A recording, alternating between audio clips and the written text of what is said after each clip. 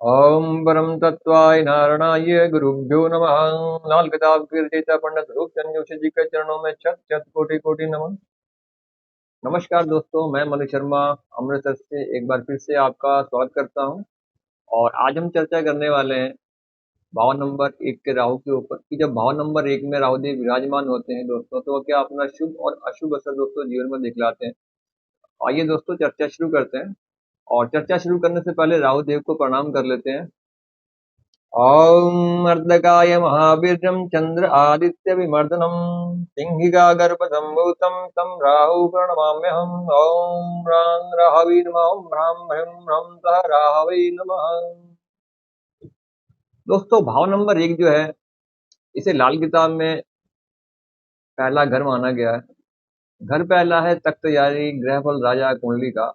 ज्योतिष में जिसे लगन भी है कहते हैं, झगड़ा जहाँ रूह और माया का। दोस्तों पहले घर को जो है लगन भी कहा गया है। तो कुंडली में सबसे पहले जो है लगन का एक बहुत ही विशेष प्रभाव रहता है। तो पहला घर तख्त जारी है। लाल किताब में पहले घर को तख्त कहा गया है कि जो भी ग्रह पहले घर में आएगा वो तख्त का मालिक होगा। तख्त मतलब राजा का सिंहासन होगा। तो पहले घर में आया हुआ ग्रह एक राजा होगा आपकी कुंडली का, और वो तख्त का मालिक होगा। और उसका जो है एक आपकी कुंडली पे विशेष प्रभाव रहने वाला है, आपकी बॉडी के ऊपर, आपकी सोच विचारों के ऊपर। क्योंकि भाव नंबर एक कुंडली का लगन है, और लगन आप हो, आपकी बॉडी है, आपका शरीर है, ठीक है?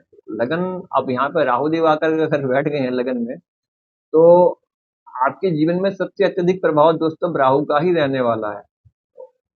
यहाँ पे लिखा गया है, पंडित जी ने लिखा है कि हाथी बैठा तख्त पर तो तख्त चरमराने लगा। अब राहु को हाथी माना गया है, ठीक है? तो अब यहाँ पे जो तखत है, अब तखत पे आकर के अगर राहु बैठ जाएगा तो तख्त क्या होगा, चरमराने लगेगा। जैसे एक कुर्सी के ऊपर अगर हाथी को बैठा दिया जाए तो अब उस कुर्सी की क्या हालत होगी दोस्तों।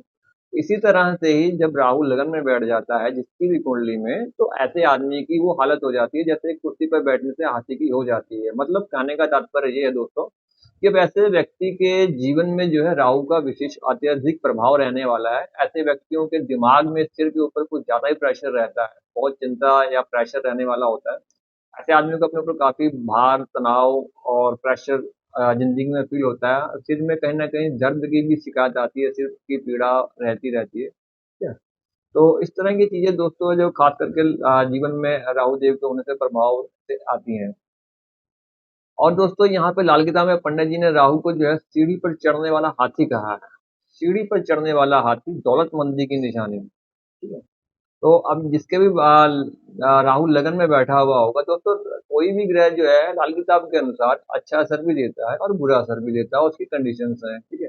अगर राहु देव यहाँ पे होगा, पंडित जी ने कहा है कि सीढ़ी पर चढ़ने वाला हाथी और दौलतमंदी की निशानी। और मैंने खुद अपने एक्सपीरियंस में देखा है कि जिनकी कुंडलियों में राहु शुभ होकर के बैठता है, तो ऐसे व्यक्तियों को जो है बहुत जल्दी जीवन में उन्नति देता है। बहुत जल्दी ऐसे आदमी तरक्की कर जाते हैं, पहले चाहे वो कुछ भी हो, लेकिन अपने समय पर ऐसा व्यक्ति शहर में काफी अपना नाम बना लेता है और धन दौलत के मामलों में बहुत जल्दी धन दौलत में उन्नति कर लेता है, ठीक है? तो लेकिन मैंने जो देखा है कि ऐसे व्यक्तियों ने जो है अपने जीवन में राहु से संबंधित कार्यों में बहुत जल्दी धन अर्जित किया है। तो जब भी राहु का प्रभाव आपके जीवन में रहेगा तो आप ज्यादा कहीं ना कहीं शॉर्टकट के बारे में सोचेंगे कि बहुत जल्दी आप धन कमाना चाहेंगे, ठीक है? राहु जो एक भौतिकवादी ग्रह है, एक डिजायरेबल ग्रह है, कि आपकी इच्छाओं को बहुत ज्यादा कर देता है। आपकी इच्छाएं होती हैं, मेरे पास बढ़िया गाड़ी हो, बढ़िया घर हो, ठीक है? आपकी अधिक से अधिक डिजायर होती है, आप भागते हैं भौतिक चीजों के पीछे, आपके पास बढ़िया फोन होना चाहिए। आपको मतलब इंसान को भटकाना, जो कार्य है, माया दिखाना, छल, ये सब जो है राहु का है। राहु एक छलावा है दोस्तों। तो जब भी राहु लगन में आएगा और अधिक प्रभाव होगा, तो ऐसे व्यक्ति जो है कहीं ना कहीं राहु से संबंधित कार्यों में, जैसे जुआ, दड़ा, सट्टा, लॉटरी, इन सब चीजों के ज्यादा मतलब कि शौकीन देखे गए हैं, जहाँ उनको शौक होता है और वो सोचते भी हैं कि हम जल्दी से जल्दी शॉर्टकट के द्वारा अपने जीवन में पैसे कमाएं। तो मैंने देखा है कि ऐसे व्यक्तियों के जीवन में बहुत जल्दी धन की उन्नति भी देते हैं। और यहाँ पे अब लिखा गया है दोस्तों कि सूर्य बैठा जहाँ ग्रहण वहां आने लगा। तो ऐसे में क्या होगा कि जब भी कोई भी ग्रह लगन में आता है तो वो तखत है, पावरफुल है। जो भी अब लगन में आएगा उसमें फुल पावर आ जाएगी। तो कोई भी ग्रह जब भी लगन में आता है तो वो सबसे पहले अपने शत्रुओं से टकराता है या शत्रुओं को कमजोर करता है, ठीक है? अब राहु के परम शत्रु तो सूर्य देव है, तो इसलिए जहां भी कुंडली में सूर्य देव बैठे हुए होंगे तो वहां पे जो है सूर्य देव उस घर को ग्रहण लगाते हैं या उस घर को कमजोर कर देते हैं। तो इसके लिए लाल किताब में अलग अलग इंडिकेशंस दिए गए हैं। अब पहले घर में सूर्यदेव के साथ बैठे हुए हों राहु देव, तो ऐसा व्यक्ति जो है अपनी दिमागी खराबियों के कारण जो है अपने राज दरबार में खराबियां खड़ी कर लेगा, या आप ऐसा व्यक्ति जो बहुत वहमी हो जाता है, शक्ति हो जाता है, वो अपने वहमों के द्वारा ही अपने कारोबार या राज दरबार में जो है खराबियां खड़ी कर लेता है। ठीक है। तो राहु देव जो है हमारे विचारों का मालिक है दोस्तों, और हमारे दिमाग में आइडियाज आते हैं, विचार आते हैं, जो तरंगे उठती हैं, इन सब दिमागी लहरों के मालिक ही राहु देव है दोस्तों। तो अब इसमें जब भी वो सकारात्मक होंगे तो अच्छे आइडियाज देंगे, आपको अच्छे प्लान्स देंगे। ठीक है। तो और आप जो है अधिक से अधिक बहुत जल्दी उन्नति भी कर जाएंगे जीवन में। और इसी तरह से जो दोस्तों जब दूसरे भाव में होते हैं, तो दूसरा भाव जो है हमारे परिवार का है। ठीक है। और हमारे धर्म कर्म के लिए भी कहा गया है। ठीक है। तो दूसरे भाव में जब भी सूर्यदेव बैठे हुए हो, तो ऐसा व्यक्ति भी अपने धर्म कार्य पूजा पाठ से दूर, और अपने ससुराल से ऐसे व्यक्ति की बनेगी नहीं। और ऐसे व्यक्ति उनसे सगों उनकी इज्जत करने के बजाय उनकी निंदा करने वाला, या उनसे थोड़ी परहेजगारी करने वाला होगा। और इसी तरह से जब सूर्य भाव नंबर 3 में दोस्तों बैठ जाता है, तो तीसरा भाव जो है हमारे बंधुओं का, हमारे बहन भाइयों का है। ठीक है। तो जब भी सूर्य बैठेगा तीसरे भाव में, तो वैसे तो तीसरा भाव में राहु उच्च के होता है, तो सूर्य का प्रभाव अपना कायम रहता है, इतना बुरा असर यहाँ पे नहीं होता। लेकिन फिर भी अगर नकारात्मक प्रभाव अगर राहु धवे, तो तीसरे भाव में अगर हो, तो तीसरे भाव में होने से जो है सूर्य के ग्रहण लगने से जो है ऐसे व्यक्ति के बहन भाइयों को कष्ट आएगा, उनके बहन भाइयों में समस्याएं वगैरह उनके जीवन में देखने में आ सकती हैं। इसी तरह से दोस्तों जो है भाव नंबर 4 में जब राहु बैठ जाता है, सॉरी सूर्यदेव बैठ जाते हैं, तो नंबर 4 के समय जब राहु का ग्रहण 4 भाव में लगता है, चौथा भाव हमारी मन की शांति का है, तो ऐसे व्यक्ति की मन की शांति नष्ट हो जाती है। ठीक है। वो काफी कंफ्यूज रह सकता है। ठीक है। और माता का भी है, माता खानदान का भी है। ठीक है। तो वहां पर भी जो है कोई ना कोई समस्या देखने में आपको मिलेंगी।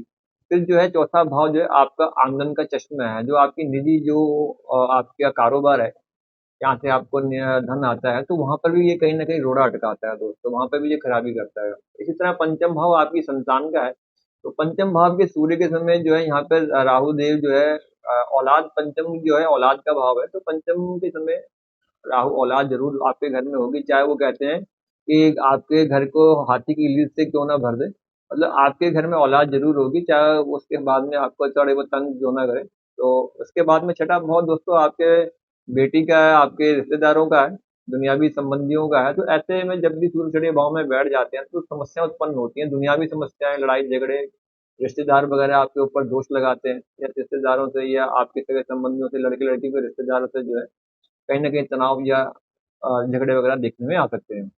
सप्तम भाव दोस्त में जब दोस्तों सूर्यदेव बैठ जाते हैं, तो वहां पर जब ये ग्रहण लगाते हैं, सप्तम भाव में जो क्या है आपका दालती झगड़े। ठीक है।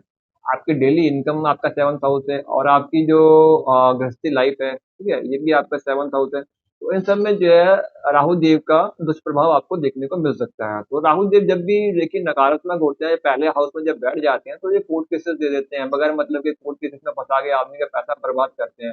तो यहाँ पे जो मेन प्रभाव जो जीवन में रहने वाला है, वो आपके पैसे को बर्बाद करने वाला है। 7th हाउस आपके जो है जल जरूर और जमीन का है, शुक्र का भाव है। तो जब भी राहु जी 7th हाउस को एस्पेक्ट करेंगे, तो वो क्या करेंगे, आपके पारिवारिक जीवन को अस्त व्यस्त करेंगे। ठीक है।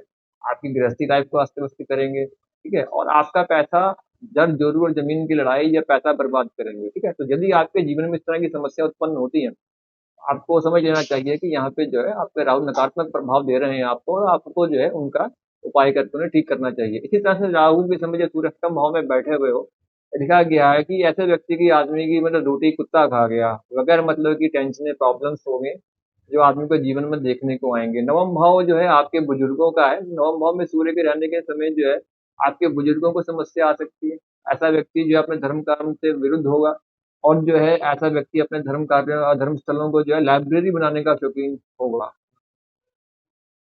और भाव नंबर 11 के समय अगर बात करें, तो दोस्तों भाव नंबर 11 के लिए लिखा गया है कि अब ऐसा व्यक्ति जो होगा न्यायकर्ता, इंसाफ पसंद या इंसाफ करने वाले व्यक्ति के दिमाग को अहंकार से दूषित कर देगा, कि ऐसा व्यक्ति के जो दिमाग में जो है अहंकार भर देगा। ठीक है। और भाव नंबर 12 जो है, इस समय जो यहाँ पे सूर्यदेव बैठे हुए हैं, तो 12वां भाव आपकी रात की नींद सुख चैन का है। तो ऐसे समय में जो है 12वें घर में सूर्य को जब ग्रहण लगाता है, तो ऐसे समय में रात के समय जब ऐसा व्यक्ति के जीवन में कोई ना कोई समस्या उत्पन्न होगी, रात के समय जो है अलार्म खड़ी कर देंगे, जिसके परिणाम नेक और नतीजे नहीं होंगे। और 12वां घर आपके खर्चों का, रात की सुख चैन नींद को कहीं न कहीं डिस्टर्ब आपके राहुदेव आपको ज़रूर करेंगे। ऐसा व्यक्ति को रात को समस्याएँ, रात को चैन की नींद या नहीं ले पाते हैं, ठीक है? तो इस तरह की समस्याएँ 12 घरों में सूर्य के रहने से आती हैं, जो मैंने आपको अभी शॉर्टली दोस्तों बताई हैं। तो और आगे बात करते हैं दोस्तों कि जब भी राहु देव लगन में होते हैं, तो अब ऐसा व्यक्ति का ज़रूरी नहीं है कि हर जगह हार ही हो। अगर एक जगह किस्मत की हार है, दूसरी जगह आपको जो है अच्छी आवाज़ आ जाएगी या दूसरी जगह आपका कहीं न कहीं काम बन जाएगा। 42 साल तक राहु का दुष्प्रभाव देखने में आता है। 42 साल तक राहु का ग्रहण जीवन में जो है तंग करता है, लेकिन ग्रहण का मतलब ये नहीं है कि बिल्कुल ही अंधेरा छा गया है। ऐसा होता है कि जैसे बादल छाए हुए हैं, लेकिन सूर्य की रोशनी तो फिर भी कायम ही रहती है दोस्तों, ठीक है? तो लेकिन 42 साल तक जो है राहु आपको तंग कर सकता है। 42 साल के बाद जो है आपकी सारी जहर दूर होगी और सारी आपकी जो रिजक जो शानो-चौकत है दोबारा से बहाल होगी। दोस्तों अब बात करते हैं राहु देव की निशानियों के बारे में कि राहु नंबर 1 के समय क्या-क्या निशानियाँ हो सकती हैं। दोस्तों भाव नंबर 1 के राहु के समय जो है आपके घर के सामने या आपका जहाँ जन्म हुआ है वहाँ पे खाली प्लॉट, खाली जगह हो सकती है। आपके घर के सामने कोई पार्क वगैरह हो सकता है या खाली प्लॉट, खाली जगह वगैरह भी हो सकती है। ठीक है? और आपके घर के आस-पास कोई बिजली का ट्रांसफार्मर या बिजली का खंभा देखने को मिल सकता है। आपके घर के सामने जो है कभी आपको देखने को मिलेगा कि घर के वाले चले गए हैं या घर खाली पड़ा हुआ है, खाली या बंद मकान भी आपके घर के सामने हो सकता है। या फिर कोई ऐसे व्यक्ति रह रहे हैं आपके घर के सामने जो निसंतान है, जिनके यहाँ लड़का नहीं है, मतलब कि उनके यहाँ लड़की तो हो सकती है लेकिन लड़का नहीं हो सकता है, ठीक है? तो उसे हमारे लाल किताब में लावारिस कहा गया है। तो मतलब ऐसे लोग देखने को मिलेंगे या फिर ऐसा लड़का या लड़की होगा जिसकी शादी नहीं हो रही होगी, ठीक है? और राहु नंबर 1 के समय ऐसे जातक के जो पिता का स्वभाव होता है, वो काफ़ी गुस्से वाला और घमंडी टाइप का होता है, ठीक है? वो थोड़े झगड़ालू प्रवृत्ति के या गुस्से या घमंडी ऐसे उनके पिता का स्वभाव होता है, थोड़ा गुस्से वाला, ठीक है? और साथ में जो है राहु नंबर 1 की और निशानियों में बताया गया है कि ऐसे व्यक्ति के 2 विवाह के योग भी हो सकते हैं। ऐसे व्यक्ति की ज़िंदगी में जो है कहते हैं तरक्की कम ही होती है, ट्रांसफ़र होते रहते हैं। तो ऐसा व्यक्ति जो है एक जगह टिक कर काम करने वाला नहीं होता है, ठीक है? और ऐसी अवस्था में शनि भी साथ में जुड़ जाए, पापी ग्रहों का प्रभाव ज़्यादा हो जाए, ऐसा व्यक्ति के पैर में मतलब चक्कर कि ऐसा व्यक्ति कहीं टिक नहीं सकता है, तो कहीं न कहीं जो है टिक कर काम नहीं कर सकता है, ठीक है? और ऐसा व्यक्ति जो है ज़्यादातर फालतू बोलने वाला भी होता है। और जब भी राहु नकारात्मक होता है, जो मैंने खुद अपने प्रैक्टिकल लाइफ़ में देखा है कि ऐसे व्यक्तियों के ऊपर बहुत जल्दी नकारात्मक ऊर्जा का प्रभाव भी हो जाता है, ठीक है? तो यहाँ पे जो है ऐसे व्यक्तियों के ऊपर कहीं न कहीं नेगेटिव एनर्जी का प्रभाव भी देखने को दोस्तों ज़रूर जीवन में मिलता है। कब? जब राहु नकारात्मक हो, अशुभ होकर के बैठा हुआ हो। ये चीज़ें देखने में दोस्तों निशानियों के रूप में आपको मिल सकती हैं। दोस्तों बात करते हैं राहु के मंदसर के बारे में। तो जब लिखा गया है कि जब ऐसे व्यक्ति का जन्म होगा तो उस समय आंधी, तूफान या बारिश हो रही होगी और ऐसे समय पर जो है ऐसे व्यक्ति के नाना-नानी उसके पास मौजूद होंगे और ऐसे व्यक्तियों की जो मैंने निशानियाँ बताई कि घर के सामने खाली प्लॉट, खाली जगह, बड़ पूजे की भट्टी जहाँ पे धुआँ निकलने की जगह कोई ना कोई घर के आस-पास ज़रूर होगी। तो राहु की निशानियाँ मैंने अभी आपको बताई हैं, वो कहीं न कहीं आपको देखने को मिलेंगी। ठीक है? और जब भी राहु का दुष्प्रभाव होता है तो ये 42 साल तक जो है यहाँ पे सूर्य को ग्रहण लगाता है, तो मतलब कि ऐसे समय में 42 साल तक जो है आपको समस्याएँ जीवन में देखने को मिलेंगी। और 11, 21 और जो 40 का जो पीरियड है, 11, 21 और 42 के बीच में जो है राहु का जो समय है, इसमें जो है ऐसे व्यक्ति के अपने आप को कष्ट आ सकता है और अपने पिता को कष्ट आता है क्योंकि राहु जो है कहीं न कहीं सूर्य और बृहस्पति को यहाँ पे खराब करेगा, कमज़ोर करेगा। तो कहीं न कहीं ऐसी अवस्था में ऐसे जातक के पिता को 11-21 के बीच में जो है 40 के बीच में पिता को जब फाइनेंशियली प्रॉब्लम्स देखने में आएँगी या हेल्थ वाइज़ कोई न कोई पिता को कष्ट वगैरह आ सकता है।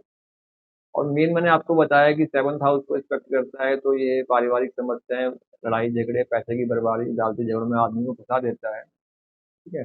तो राहु का जो है लिखा गया है यहाँ पर कि जपते-जपते माला टूटती, राम कहानी होती हो, मतलब कि सब कुछ होते हुए भी ना कुछ होता है, ना के बराबर होता है कि ऐसे आदमी के पास धन-दौलत, परिवार, लड़के-पोते सब होने के बावजूद भी उसको जो है इन सब चीज़ों का सुख नहीं होता है या कोई इसका आँसू नहीं पहुँचता है, तो राहु का दुष्प्रभाव होता है।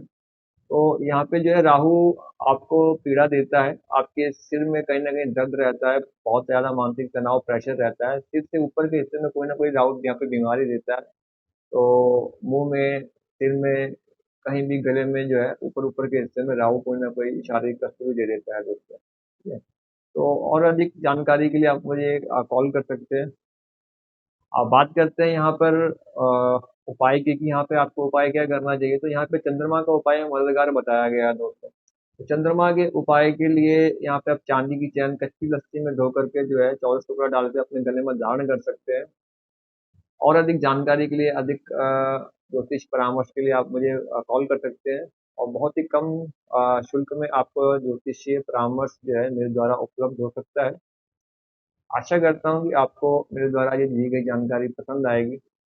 मिलते हैं अगले वीडियो में, तब तक के लिए जय श्री राम।